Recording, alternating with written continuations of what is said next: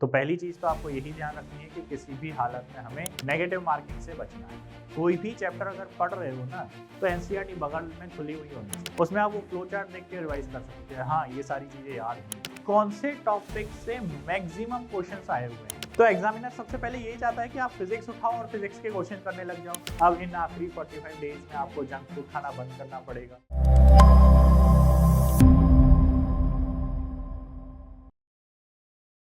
Hello बच्चों, welcome to academy Excel. तो आज हम बात करने जा रहे हैं अपनी नीट प्रिपरेशन को लेकर। ठीक है, देखो एग्जाम को अब 45 दिन बचे हुए हैं और तैयारी भी जोरों शोरों से चल रही होगी। अब आपकी तैयारी सही डायरेक्शन में जा रही है या नहीं जा रही है, आपको क्या गलतियां करनी नहीं है, ठीक है, क्या गलती नहीं करनी है, ये सब आज हम बातें करने वाले हैं। और इन 45 दिनों को आपको किस तरीके से सीरियसली लेना है उसके बारे में अपन बात करने वाले हैं। ठीक है, तो अपने आज की बात है avoid 10 mistakes in last 45 days preparation of NEET. ठीक है, तो पहली चीज देखो, पहली चीज तो ये 45 दिन बहुत ज्यादा इंपॉर्टेंट है, ये तो आपको पता ही पता है। तो क्या प्रॉपर स्ट्रेटेजीज या कौन सी मिस्टेक्स का आपको ध्यान रखना है जिससे आपका सिलेक्शन इंश्योर हो। आप जानते हो कि सिर्फ पढ़ने से और सही क्वेश्चन करने से सिलेक्शन नहीं होना, गलत क्वेश्चन भी नहीं करने, क्योंकि अगर गलत क्वेश्चन हुआ तो वो नेगेटिव मार्किंग में आपके सही क्वेश्चन का 1 नंबर भी ले जाएगा। तो पहली चीज तो आपको यही ध्यान रखनी है कि किसी भी हालत में हमें नेगेटिव मार्किंग से बचना है। तो पहली मिस्टेक जो जनरली करते हैं बच्चे कि अब आखिरी 45 दिनों में भी आपको कोई नया टॉपिक नहीं छूना है। अब पहली चीज तो ये है कि आपको पहली बात तो ये है कि पूरा टॉपिक आपके कंप्लीट हो जाने चाहिए, आपका सिलेबस कंप्लीट हो जाना चाहिए था। ठीक है, मैं ये मान के चल रहा हूँ कि आपका सिलेबस तो कंप्लीट हो चुका होगा। ठीक है, सिलेबस तो कंप्लीट हो चुका है, अब तो बस रिवीजन ही रिवीजन चल रहा होगा, टेस्ट पे टेस्ट चल रहे होंगे। लेकिन अगर किसी का अभी भी मान के चलो कि 1-8% चैप्टर बचा भी हुआ है तो उसको फटाफट खत्म करो। ठीक है, वन शॉट देखो, कुछ भी करो, लेकिन उसको फटाफट खत्म करो। और मैक्सिमम से मैक्सिमम तो टेस्ट सीरीज दो, मैक्सिमम क्वेश्चन प्रैक्टिस पे ध्यान दो। सबसे इंपॉर्टेंट आपको क्या करना है, क्वेश्चन प्रैक्टिस करनी है। नए चैप्टर्स अगर ज्यादा ही बचे हुए हैं, ठीक है, तो फिर झूठा दिलासा नहीं देना, लेकिन अब नए चैप्टर्स पढ़ने का इतना हमारे पास टाइम है नहीं। जो भी चैप्टर आपके हो चुके हैं उनको स्ट्रॉन्ग करो। ठीक है, उन पर मैक्सिमम से मैक्सिमम क्वेश्चन प्रैक्टिस करो ताकि उन चैप्टर से अगर क्वेश्चन आए तो गलती नहीं करनी हमने को। ठीक है, दूसरी चीज एनसीईआरटी पढ़नी है, वो भी खास करके बायोलॉजी की। बायो की एनसीईआरटी हमें पढ़नी ही पढ़नी, मतलब आखिरी 45 दिन में अगर मान लो आपको कोई भी चैप्टर अगर पढ़ रहे हो ना तो एनसीईआरटी बगल में खुली हुई होनी चाहिए। ठीक है, और क्वेश्चन पढ़ते ही माइंड में क्लिक होना चाहिए कि यार ये तो उस चैप्टर के उस पेज नंबर पे ये लाइन लिखी हुई है। मतलब इतने अच्छे से आपकी एनसीईआरटी कंप्लीट होनी चाहिए, खास करके बायो में। तो एक तो आपको बायो में एनसीईआरटी को बहुत अच्छे से करना है। ठीक है, एनसीईआरटी। उसके बाद केमिस्ट्री की अगर मैं बात करूं तो केमिस्ट्री में आपको आईओसी यानी कि इनऑर्गेनिक केमिस्ट्री और ऑर्गेनिक केमिस्ट्री के लिए एनसीईआरटी पढ़नी है। ठीक है, फिजिक्स में एज सच इतनी कोई खास ज्यादा जरूरत होती नहीं है, वहां पे आप क्वेश्चन प्रैक्टिस करिए। फिजिकल केमिस्ट्री में भी आपको मैक्सिमम से मैक्सिमम क्वेश्चन प्रैक्टिस करनी है, लेकिन सबसे ज्यादा जो आपको एनसीईआरटी में फोकस करना है वो है बायो। यूं मान के चलिए 95 तो सेफ्टी के लिए लिखा हुआ है, बट 99% जो है आपको क्वेश्चन एनसीईआरटी में से ही देखने को मिलेंगे। ठीक है, 99% आपको क्वेश्चन जो है वो एनसीईआरटी से देखने को मिलेंगे। तो यानी कि बायो की एनसीईआरटी तो आपको लाइन बाय लाइन याद होनी चाहिए। ठीक है, तो ये हो गई एनसीईआरटी की बात। दूसरी चीज रिवीजन प्लान। अब देखो आखिरी 45 दिन बचे हुए हैं, तो आपको जो प्लानर बनाना है वो 35 डेज का प्लानर बनाना है। 35 डेज रिवीजन प्लानर। ठीक है, इस 35 डेज रिवीजन प्लानर में आपके एक तो 2 कैटेगरी होगी। ठीक है, वीक चैप्टर और स्ट्रॉन्ग चैप्टर। जो स्ट्रॉन्ग चैप्टर है उनको कम टाइम दो और ज्यादा से ज्यादा क्वेश्चन प्रैक्टिस करो, और जो वीक चैप्टर है उनकी थ्योरी पे एनालाइज करो। ठीक है, उनकी थ्योरी को बार बार रिवाइज करो, ठीक है, बार बार रिवाइज करो, उनके क्वेश्चन देखो, उनके वन शॉट वीडियोस देखो, ठीक है। यूट्यूब पे अब तो भर भर के कंटेंट अवेलेबल है, आपके पास पढ़ने का सोर्स की कोई कमी नहीं है, ठीक है, बहुत सारे कोर्स अवेलेबल है, ठीक है। अकेडेक्सल पे भी आपको पूरा सिलेबस अवेलेबल है, पूरा आप यूट्यूब पे देख सकते हो, ठीक है। तो यानी कि आपको कंटेंट की कोई कमी नहीं है, सोर्स की कोई कमी नहीं है, बस कमी है आपके अपने डेडिकेशन की। तो आप 35 डेज का अपना प्लानर बनाइए, उसमें जो चैप्टर आपके स्ट्रांग है, जो वीक है, उनको अलग अलग कैटेगरी में डालिए एंड उसके हिसाब से आप प्रैक्टिस करना स्टार्ट कीजिए, ठीक है। और ये काम करते वक्त आपको एक चीज और करनी है, इसके साथ साथ आपको एक फ्लो चार्ट बनाना है। क्या बनाना है? फ्लो चार्ट बनाना है।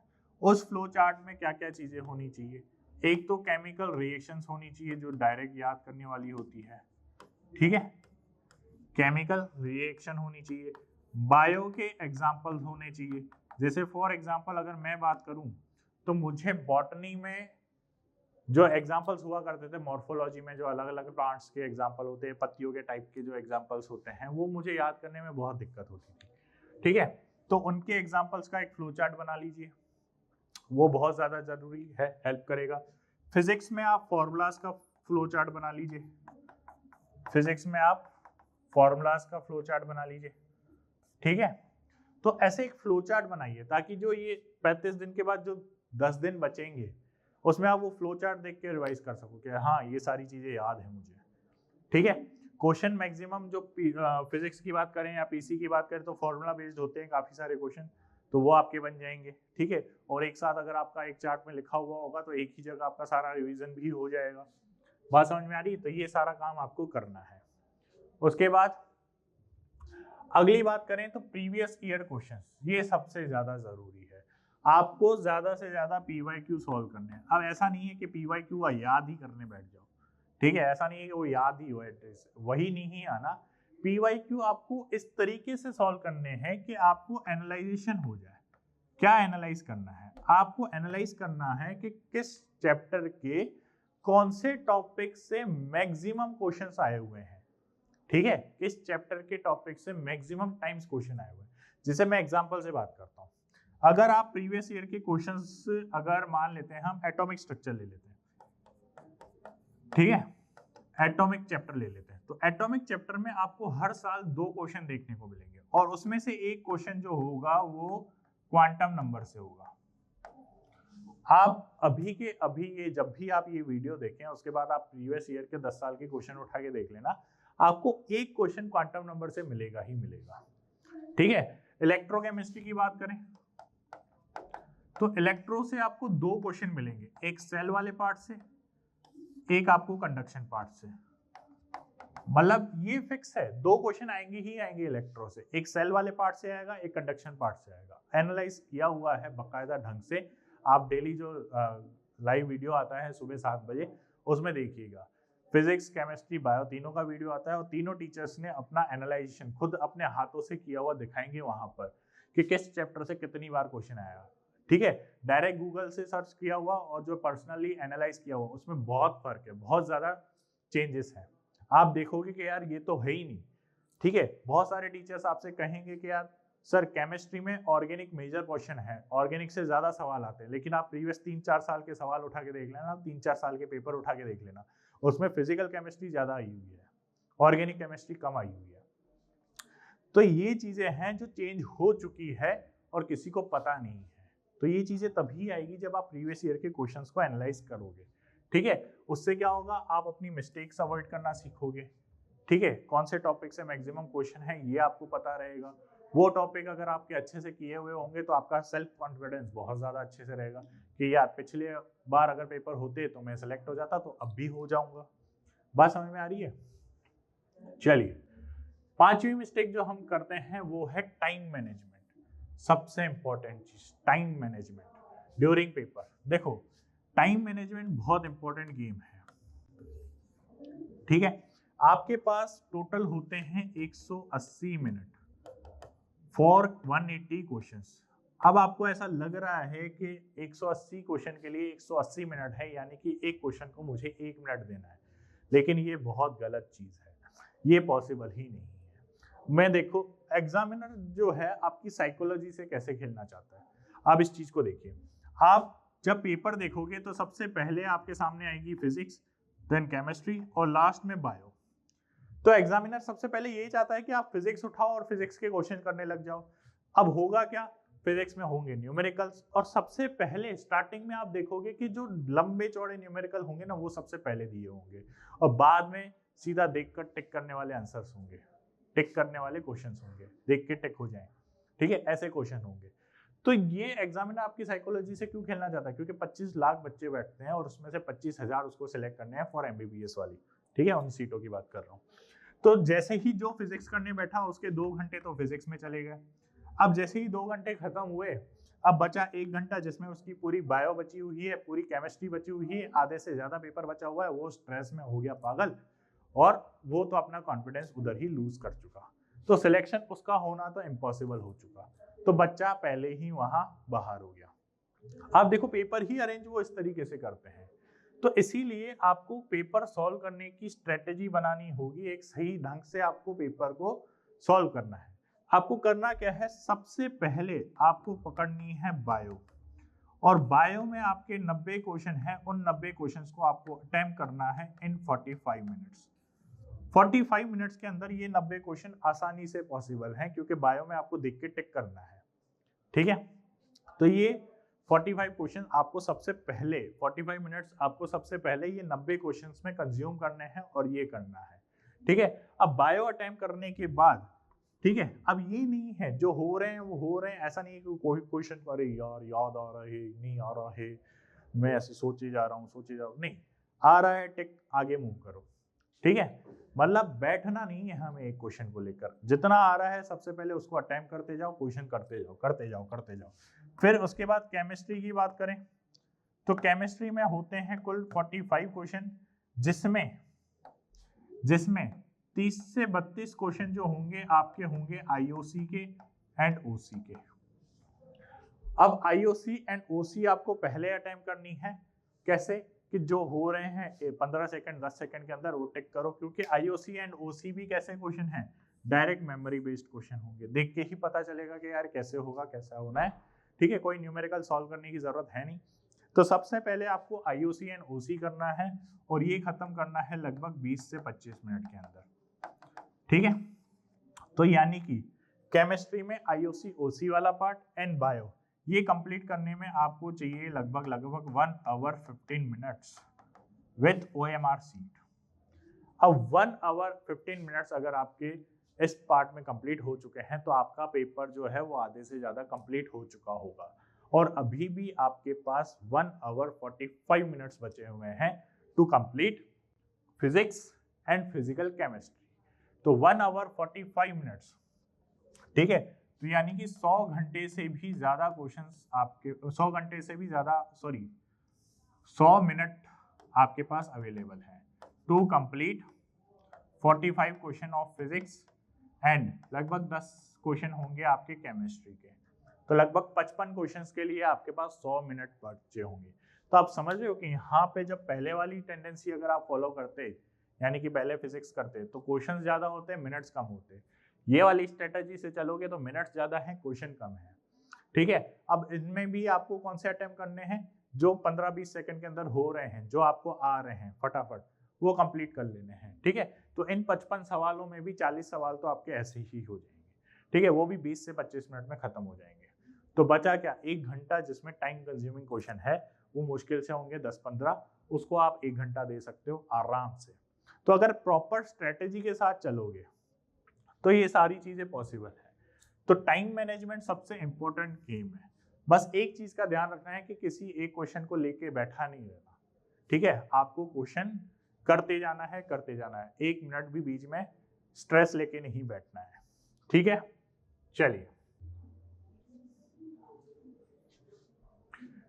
अगली बात देखो, skipping weak topics entirely instead of ignoring weak topics, revise them smartly। आपको जो भी टॉपिक आपके वीक हैं, ठीक है, तो वो तो आपको फ्लो चार्ट में पता ही चल ही गया होगा कि कौन से टॉपिक आपके वीक है, और टेस्ट सीरीज अगर ज्वाइन कर रखी होगी तो वो पता ही चल रहा होगा कि भाई कौन से टॉपिक में कम नंबर आ रहे हैं, कौन से टॉपिक में ज्यादा नंबर आ रहे हैं।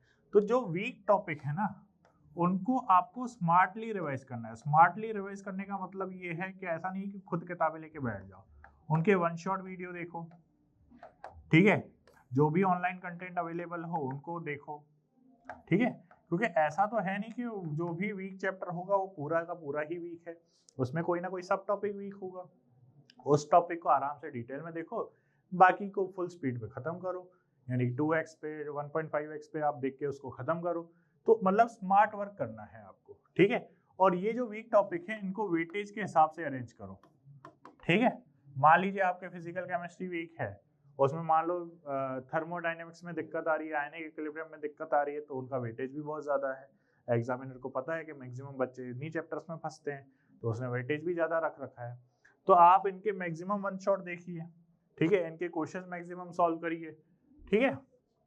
इन टॉपिक को प्रायोरिटी दीजिए, इनके शॉर्ट नोट्स बनाइए, फॉर्मूला का चार्ट बनाइए, आयनिक इक्विलिब्रियम में भर भर के फॉर्मूलाज हैं उनके चार्ट बनाइए आप, ठीक है, ज़्यादा से ज़्यादा रिवाइज करिए। चलिए फिर next, overload with too many study material, stick to NCERT. आपको बहुत सारे मटेरियल्स लेने की जरूरत नहीं है, आप अपनी एनसीईआरटी के साथ जुड़े रहें, और जिस भी इंस्टीट्यूट से आपने कोचिंग करी है, तो या तो जो भी पूरे साल आपने मटेरियल पढ़ा है पूरे साल, उस मटेरियल से जुड़े रहिए, उस पर भरोसा रखिए, उसको बार बार रिपीट करिए। बस एक चीज़ को इंश्योर करिए कि जो भी मटेरियल आपने पूरे साल पढ़ा है वो कंप्लीट सिलेबस तो प्रोवाइड कर रहा है ना, ठीक है। ऐसा नहीं कि कोई टॉपिक उसमें मिसिंग है, उसमें कंप्लीट सिलेबस तो अवेलेबल है, हर चैप्टर कंप्लीटली अवेलेबल है, हर एक टॉपिक उसमें कवर्ड है या नहीं है, तो ये चीज़ आप ध्यान रखिए। बाकी आपको सबसे मेन फोकस एनसीईआरटी रखनी है और उस मटेरियल पे फोकस रखना है। बार बार हर एक बार नई नई किताबें उठा के नहीं पढ़ना, उससे आपके कॉन्सेप्ट भी गड़बड़ा जाएंगे, ठीक है, और हर बार नया फील होगा कि हर बार कोई ना कोई नई चीज़ आपके सामने आएगी। तो आपको बस एनसीईआरटी पे फोकस रखना है, अपने मटेरियल पे फोकस रखना है, ठीक है, क्वालिटी पे फोकस करना है ओवर क्वांटिटी, ठीक है। चलिए फिर इग्नोरिंग हेल्थ स्लिप, सबसे इंपॉर्टेंट, एग्जाम आते आते स्ट्रेस के चक्कर में आपकी तबीयत खराब होने लगती है, तो सबसे इंपॉर्टेंट है आपको हेल्थ का ध्यान रखना है। अब इन आखिरी 45 डेज में आपको जंक फूड खाना बंद करना पड़ेगा, ठीक है, अपनी प्रॉपर टेक केयर करनी पड़ेगी, पूरी नींद लेनी पड़ेगी 6 से 7 घंटे की, ठीक है, आपको स्ट्रेस लेने से बचना होगा, ठीक है, एंगर वगैरह हर चीज़ से बचना होगा, जितना पॉजिटिव अपने आप को रख सको उतना रखिए, ठीक है, इवन किसी से गलत भी मत बोलिए, ठीक है, दुआओं में बहुत असर होता है, तो इन बातों का ध्यान रखें। इन 45 दिनों में कोई पाप मत करिए, संत बन जाइए, ठीक है, कर्म करे, ठीक है। चलिए फिर उसके बाद सेल्फ डाउट करना बंद करिए, ठीक है, पैनिक होना बंद करिए, खुद को अपने आप पे भरोसा रखिए, अपनी मेहनत पे भरोसा रखिए, अगर मेहनत करी है तो अपने आप भरोसा रहेगा, उसका सक्सेस भी मिलेगा। अपना माइंडसेट आपको कंप्लीटली पॉजिटिव रखना है, कोई ज़्यादा स्ट्रेस लेने की ज़रूरत नहीं है, अगर अच्छे से प्रिपरेशन किया है और भरोसा रखो, होगा सब, ठीक है, सब सही होगा। बस ये जो आखिरी मैंने 35 दिन का जो शेड्यूल बनाने के लिए कहा है, इसको बनाइए और इस पे जुट जाइए, ठीक है। लास्ट, OMR फिलिंग की प्रैक्टिस करना स्टार्ट कर दीजिए, ठीक है, बच्चों को अभी भी OMR भरने में गलतियां होती। देखो OMR कोई इंसान नहीं चेक करता कि अपनी भावनाओं की कदर करे, अगर जरा सी भी OMR में मिस्टेक होगी, मशीन है, मशीन रिजेक्ट कर देगी। OMR जो है आपकी चेकिंग मशीन के थ्रू होती है और मशीन में कोई भावनाएं नहीं होती, तो वो आपकी जरा सी भी गलती बर्दाश्त नहीं करेगी। तो OMR फील करना की प्रैक्टिस करें, उसमें गलतियां ना करें, और एक प्रैक्टिस इसलिए भी करें कि सर्कल को एक सही तरीके से भरना आ सके, ठीक है, सर्कल को ढंग से भर सकें, उसके बाद उसमें स्पीड हो आपकी, ठीक है। आपको एग्जाम में मोटे पेन का पेन लेके जाना है ताकि ये सर्कल करने में आपको कम से कम टाइम लगे, ठीक है। अगर 0.10-12 का आ रहा हो, जैसे ये है, तो अगर मैं मोटे पेन का पेन लेके जाऊंगा तो ये सर्कल फटाफट भरेगा एज कंपेयर टू पतले पेन के पेन से, ठीक है। तो ये छोटी छोटी बातें हैं जिनका आपको ध्यान रखना है, ठीक है, स्पीड पे फोकस करना है, अपनी स्पीड बढ़ाओ, ठीक है, OMR फिलिंग की। तो ये सारी चीजें आपको ध्यान रखनी है और इन सारी बातों पे आपको ये आखिरी 45 दिन काम करना है, ठीक है। और इनमें सबसे इम्पोर्टेंट चीज, जो आपको ज़रूरी है वो है टेस्ट सीरीज। इनमें आधी से ज़्यादा चीज़ों से आपको जो एक्यूरेसी मिलेगी वो मिलेगी बाय टेस्ट सीरीज ज्वाइन करने से, ठीक है। उससे आपका टाइम मैनेजमेंट सही हो जाएगा, जो वीक टॉपिक है जो स्ट्रॉन्ग टॉपिक है वो डिफरेंशिएट करना आसान हो जाएगा, ठीक है।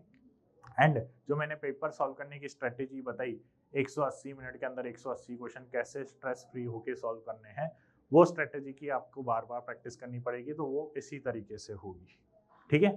तो ऑल द बेस्ट, ठीक है। आखिरी 45 दिन बचे हुए हैं, उसमें अच्छे से जम के मेहनत करिए। जो तैयारी हुई है उस पर भरोसा रखिए और खुद पे भरोसा रखिए, पॉजिटिव रहिए और बेस्ट ऑफ लक।